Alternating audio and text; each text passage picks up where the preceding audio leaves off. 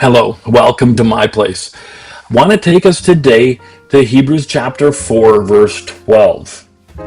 And it says, "For the word of God is living and active and sharper than any two-edged sword, and piercing as far as the division of soul and spirit, of both joints and marrow, and able to judge the thoughts and intentions of the heart."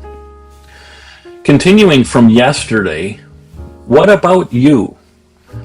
When you read the Bible, is there anything that jumps out at you and says, I never saw it like that before?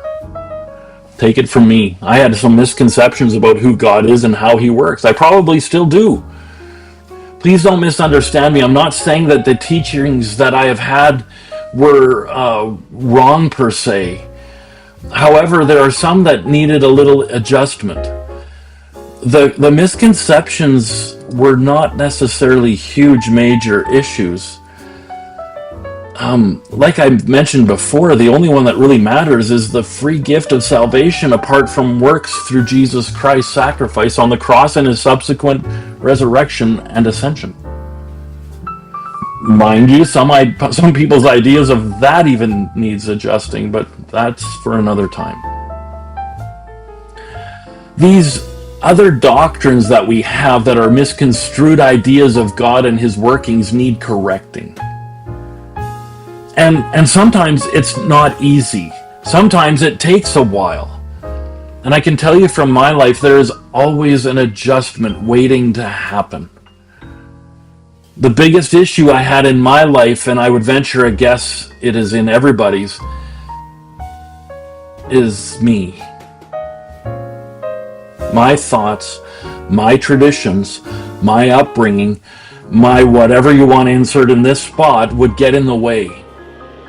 We need to use the word to cut the soul, our earthly thought, from the spirit, godly thought.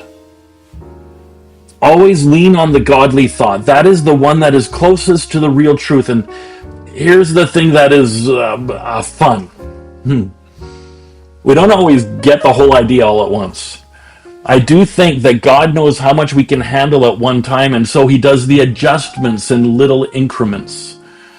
Think of the orthodontist and you having braces or a retainer. The adjustment is gradual. A sudden full-on adjustment would be detrimental and maybe even catastrophic. Now, for a couple of my beliefs, I did experience a full-on adjustment, and it had the potential of catastrophe.